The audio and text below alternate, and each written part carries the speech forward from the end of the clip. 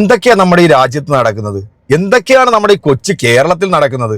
ഏറ്റവും ലേറ്റസ്റ്റ് ആയിട്ട് വന്നിട്ടുള്ളൊരു വാർത്ത നിങ്ങളുടെ ശ്രദ്ധയിൽ പെട്ട് കാണും എന്ന് ഞാൻ വിചാരിക്കുന്നു. ഇനി അഥവാ നിങ്ങളത് കണ്ടിട്ടില്ല എന്നുണ്ടെങ്കിൽ ഇത് കണ്ടിട്ട് നിങ്ങൾ കൃത്യമായിട്ട് ഇതിനൊരു മറുപടി കൊടുക്കണം.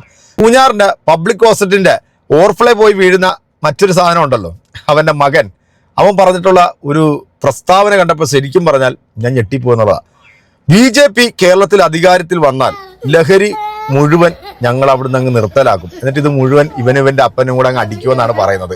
ഇവന്റെ അപ്പനും കൂടെ അങ്ങ് അടിക്കുമെന്നാണ് ഇപ്പൊ വന്നിട്ട് വീമ്പിളക്കുന്നത്. പൂഞ്ഞാറിൽ അപ്പനും പാലായില് മകനെയും കൊണ്ടാണ് ഇപ്പൊ തെരഞ്ഞെടുപ്പിന് കൊണ്ട് നിർത്തിയിരിക്കുന്നത്. ഇപ്പൊ നമ്മുടെ അപ്പനുണ്ടല്ലോ, പണ്ട് പറഞ്ഞതാണ് മുസ്ലിം ലീഗ് എന്ന് പറയുന്നത് വർഗീയ പാർട്ടിയാണ്. മുസ്ലിം ലീഗിന്റെ പേര് തന്നെ വർഗീയതയാണ്.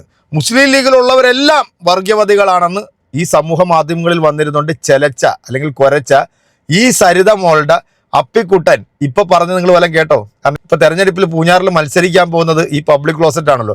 ഈ പബ്ലിക് ക്ലോസറ്റിനെ ജയിപ്പിച്ചു വിട്ട ജനങ്ങളുടെ തന്തയ്ക്കും തള്ളയ്ക്കും വിളിച്ചതും ആ ജനങ്ങൾ മുഴുവൻ വന്നിട്ട് യവന്റെ തന്തയ്ക്ക് വിളിച്ചതും നമ്മളെല്ലാവരും കേട്ടതാ. അപ്പൊ ഇനി എത്ര തന്തയ്ക്ക് വിളി കേൾക്കാൻ കിടക്കുന്നു? എന്തായാലും തെരഞ്ഞെടുപ്പ് കഴിയുന്നതോടുകൂടി ഒരു തന്തയ്ക്ക് വിളിയും കൂടെ കേൾക്കാനായിട്ടുള്ള സാധ്യതകൾ കൂടുതലാണ്. കാരണം 8 നിലയിൽ ഇവൻ അവിടുന്ന് പൊട്ടുമെന്നുള്ള കാര്യത്തിൽ ഒരു സംശയം വേണ്ട.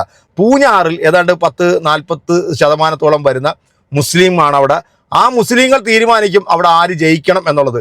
അവിടെ സത്യത്തിന്റെ മാർഗത്തിൽ നിൽക്കുന്ന, നീതിയുടെ കാവലാളായിട്ട് നിൽക്കുന്ന ഏതെങ്കിലും ഒരു വ്യക്തിക്ക് അവിടുത്തെ ജനങ്ങൾ സത്യസന്ധമായിട്ട് അവിടുത്തെ ജനങ്ങൾ വോട്ട് ചെയ്യത്തുള്ളൂ എന്ന് വിചാരിച്ച് അവിടുത്തെ ക്രിസ്ത്യാനികളും ഹൈന്ദവരും ഈ പറയുന്ന സെപ്റ്റി ടാങ്കിന് വോട്ട് ചെയ്യുമെന്നൊന്നും നിങ്ങൾ ആരും വിചാരിക്കേണ്ട. മറ്റീയമായിട്ടുള്ള ഒരു വാർത്തയും കൂടെ നിങ്ങളുടെ ശ്രദ്ധയിലൊന്ന് പെടുത്തിയിട്ട് നമുക്ക് ഈ പബ്ലിക് ക്ലോസറ്റ് ആദ്യം പറഞ്ഞിട്ടുള്ള വീഡിയോയും രണ്ടാമത് ഇപ്പോൾ പറയുന്ന ആ ഒരു വീഡിയോ നിങ്ങളൊന്ന് കാണണം.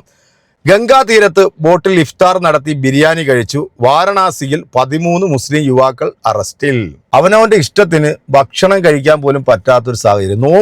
നോമ്പ് മുറിക്കാൻ വേണ്ടി അവർ ബിരിയാണി കഴിച്ചതിന്റെ പേരിൽ ഇപ്പൊ 14 മുസ്ലിം നമ്മുടെ ഇന്ത്യൻ പൗരന്മാരെ ഭക്ഷണം കഴിച്ചതിന്റെ പേരിൽ അറസ്റ്റിൽ. ഇത് ലോകത്ത് ഏത് രാജ്യത്തുണ്ടാവും? ഏത് രാജ്യത്ത് നടക്കും? ഇതൊക്കെ കണ്ടിട്ട് ഇവിടെ ഇരുന്നുകൊണ്ട് കുരയ്ക്കുന്ന ഈ മരപ്പട്ടി വാഹനങ്ങളോട് നമ്മൾ എന്താണ് പറയേണ്ടത്? എൻ്റെ പ്രിയപ്പെട്ടവരെ, നമ്മുടെ ഈ പബ്ലിക് ക്ലോസറ്റ് പറയുന്ന ആ വീഡിയോ നിങ്ങൾ ആരും കാണാതെ പോരുത്. പിന്നെ ഇപ്പൊ പറഞ്ഞൊന്ന് കേൾക്കാം, അതിനുശേഷം നമുക്ക് പിന്നീട് മുമ്പ് പറഞ്ഞിട്ടുള്ളതും കൂടെ ഒന്ന് കേൾക്കാം. മുസ്ലിം ലീഗിനെ പറ്റും വർഗീയ പാർട്ടി എന്ന് പറയാത്തത് പാണക്കാട് താങ്കൾ കുടുംബം വർഗീയമായി ചിന്തിക്കുന്നവരല്ല. പക്ഷേ ആ പാർട്ടിയിൽ മലപ്പുറം കേന്ദ്രീകരിച്ചാണ്. അവിടെ മുഴുവൻ മുസ്ലിങ്ങളാണ്. അവർ മുസ്ലിം പാർട്ടിയായിട്ട് നിൽക്കുന്നു, അത്രേ ഉള്ളൂ. അവരല്ലാതെ മുസ്ലിങ്ങളുടെ കാര്യം മാത്രമല്ല, ഈ കുഞ്ഞാലിക്കുട്ടി എത്ര മാന്യന്, PKK ബാവ, അവരെല്ലാവരും, നമ്മുടെ മജീദ്, അവരെല്ലാവരും നല്ല മാന്യന്മാരാണ്. അവരൊന്നും വർഗീയവാദികളല്ല, വർഗീയതയില്ല അവർക്കാർക്കും. പിന്നെ മുസ്ലിം ആയിപ്പോണ്ട് മുസ്ലിം വർഗീയവാദി എന്ന് പറഞ്ഞാൽ എന്നെ അർത്ഥിരിക്കുന്നു. പാണക്കാട് താങ്കൾ വർഗീയവാദിയാണെന്ന് ദൈവം ചുറ്റിക്കാലേ, അത് പറയാൻ പറ്റില്ല. അള്ളാഹു ചുറ്റിക്കും, അതാണ് പറഞ്ഞത് എൻ്റെ അഭിപ്രായം. അപ്പോൾ ഈ തീവ്രവാദ നിലപാടുകളുള്ളവരോട് മാത്രമേ ഉള്ളൂ BC വിരോധം, അത്രേ ഉള്ളൂ. അല്ലാതെ മതത്തിനെ അല്ല. മതത്തെ ഞാൻ അത്ര പൊടറാണ്. പക്ഷെ പൊതുധാരണ അങ്ങനെയല്ലല്ലോ. അങ്ങനെ ധാരണ ഉണ്ടാക്കുന്നതിന് ഈ വിരോധമില്ലെന്ന് അവൻ്റെ ഇഷ്ടം പോലെ ധരിച്ചുകൊണ്ട് നടക്കട്ടെ. ഞാൻ അവൻ്റെ ഒന്നും പറയാൻ വഴക്കാൻ ഉദ്ദേശിക്കുന്നുമില്ല. മുസ്ലിങ്ങളെ കുറിച്ച് വല്ലം പറഞ്ഞാൽ അള്ളാഹു പോലും പൊറുക്കൂല. അത്രയും കടുത്ത പ്രയോഗം നടത്താത്ത സമൂഹത്തിൽ ജനങ്ങൾക്ക് ഇത്രയധികം നന്മ ചെയ്തിട്ടുള്ള ഒരു വ്യക്തിയെ എൻ്റെ ലൈഫിൽ ഞാൻ വേറെ കണ്ടിട്ടില്ല. ഇങ്ങനെ വേണം ഒരു രാഷ്ട്രീയ നേതാവ് എന്നുള്ളത്. ഇനി യഥാർത്ഥ രാഷ്ട്രീയ നേതാവ് ആകണമെന്നുണ്ടെങ്കിൽ എന്ത് ക്വാളിറ്റിയാ വേണ്ടതെന്നറിയാം? തൊലിക്ക് നല്ല കട്ടി വേണം. കാണ്ടാമൃഗത്തിന്റെ തൊലി പോലും നാണിച്ചു പോവും ഈ വിവരം കെട്ട വിവരദോഷിയുടെ ഓരോ പ്രസ്താവനകൾ കേട്ട് കഴിഞ്ഞാൽ. അപ്പൊ നമുക്ക് ഇനി മുസ്ലിം ലീഗിനെ കുറിച്ചിട്ട് ഇപ്പൊ പറഞ്ഞ് നമ്മൾ കേട്ടല്ലോ അല്ലെ, ഇലക്ഷനൊക്കെ വരികയാണ്, മുസ്ലിങ്ങളുടെ വോട്ട് വേണം, ഈ ആവണക്കെണ്ണയിൽ കടവറങ്ങിയവന്റെ നയം എന്നൊക്കെ നമ്മൾ പറഞ്ഞു കേട്ടില്ലേ. നല്ല തന്തയ്ക്ക് ജനിച്ചിട്ടുള്ള ഒരാൾക്ക് ഒരൊറ്റ വാക്കേ ഉണ്ടാകത്തുള്ളൂ. അതില്ലാത്തവരാണ് ഇത് ഇങ്ങനെയൊക്കെ പറയുന്നത്. കേട്ടോ, PC ജോർജ് രാഷ്ട്രീയ പാർട്ടിയുടെ പേരിൽ തന്നെ മുസ്ലിം ഉണ്ട്, പക്ഷേ എല്ലാവരും പറയുന്നത് ലീഗ് മതേതര പാർട്ടിയാണ്, വർഗീയ പാർട്ടിയല്ല. അതിൽ തന്നെ പൊരുത്തക്കേടില്ലേ? ഞാൻ ഒരു കാര്യം പറയാം. ഇപ്പൊ 2 മാന്യന്മാരുടെ പ്രസ്താവന നമ്മൾ കേട്ടല്ലോ. രണ്ടും പുച്ഛത്തോടു കൂടിയാണ്, ഞാൻ എളിമയോട് ഒരു പടക്കം വേണ്ട, പുച്ഛത്തോടു കൂടിയാണ് കാണുന്നത്. ചുമ്മാ ഇത് വിവരക്കേടും കള്ളത്തരവും പറയുന്നത്. മുസ്ലിം ലീഗ് ഒരു വർഗീയ പാർട്ടി തന്നെയാണ്, യാതൊരു സംശയം വേണ്ട. അവർ പാകിസ്ഥാൻ ഉണ്ടാകാൻ ആഗ്രഹിച്ചവരാണ്. അവരുടെ പ്രസ്താവന വന്നിട്ടുണ്ടല്ലോ. ഞാനൊരു ഉദാഹരണം പറയാം, അപ്പൊ നിങ്ങൾക്ക് മനസ്സിലാവും. പാലക്കാട് ഇത്തവണ അസംബ്ലി തെരഞ്ഞെടുപ്പുണ്ടായി, നമുക്കറിയാമല്ലോ. ആ തെരഞ്ഞെടുപ്പിന് 3 ദിവസം മുമ്പ് കുഞ്ഞാലിക്കുട്ടി മുസ്ലിം ലീഗ് നമ്മുടെ CPM മന്ത്രി ഉണ്ടല്ലോ, അയാള് CPM മന്ത്രിയാന്ന് ഓർക്കണം, രാജിവെച്ചിരിക്കുക, മന്ത്രിയല്ല അയാള്. KTLയിൽ SDPI, ജമാഅത്തെ ഇസ്ലാമി, PDP, അന്ന് കഴിഞ്ഞാൽ മുസ്ലിം വിഭാഗത്തിൽപ്പെട്ട മുഴുവൻ തീവ്രവാദ സംഘടന ഒരുമിച്ച് കൂടി എന്തിന്? അവിടെ BJP സ്ഥാനാർത്ഥി തോപ്പിക്കാൻ, കോൺഗ്രസ് വോട്ട് ചെയ്യാൻ. ഇതിന്റെ മര്യാദ എന്താ? 44,000 വോട്ടാണ് ഒരുമിച്ച് ചെയ്ത്, അറിയാമോ? നിങ്ങൾ രണ്ട് മാന്യന്മാരും ഇപ്പൊ സംസാരിച്ചോണ്ടാ പറയുന്നത്. ഈ ഓളത്തിലൊന്നും എന്റെ ഞാനിരിക്കുന്നവർക്ക് പറയുന്നത്, എനിക്ക് തർക്കമുണ്ട്, അതുകൊണ്ടാണ് പറയുന്നത്. അവർ വോട്ട് ചെയ്തു, എന്നിട്ട് BJP സ്ഥാനാർത്ഥി തോപ്പിച്ചു, വലിയ മഹത്വമായി പോയല്ലോ. ഞാൻ ചോദിക്കട്ടെ, പൂഞ്ഞാർ നിയോജകപ്പെടുത്തുന്നുണ്ടായി എന്റെ അനുഭവം.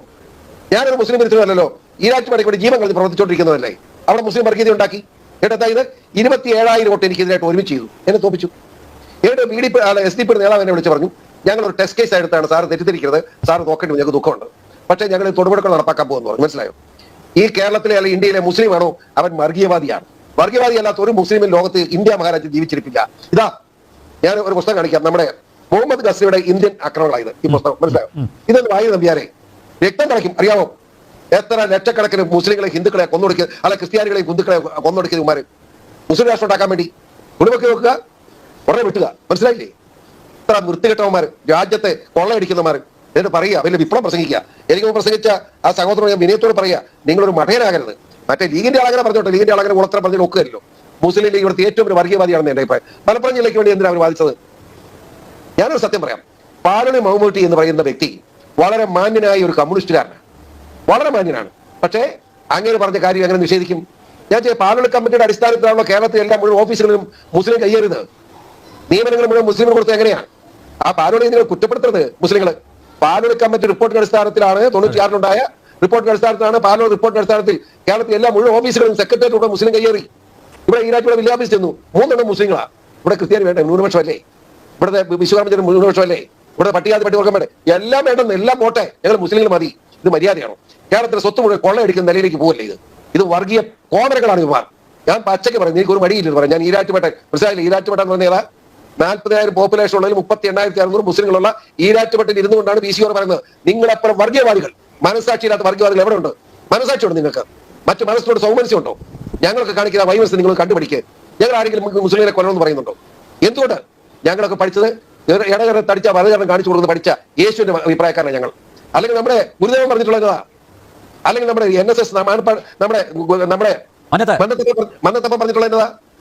ഇതിനൊക്കെ വിരുദ്ധമായിട്ട് മുസ്ലിം എന്ന് പറയുന്നവർ ഇടത്തോട്ട് മുണ്ടെടുക്കുന്നത്, നിങ്ങൾ ഇടത്തോട്ടോ വലത്തോട്ടോ എങ്ങോട്ട് മുണ്ടെടുക്കുന്നത്? തമിഴ്നാട്ടിൽ എല്ലാവരും ഇടത്തോട്ടല്ലേ മുണ്ടെടുക്കുന്നത്. അതിനകത്തിലെ വ്യത്യാസം എന്നും പറഞ്ഞ് വൃത്തിയോട് പറഞ്ഞ് നടക്കുക.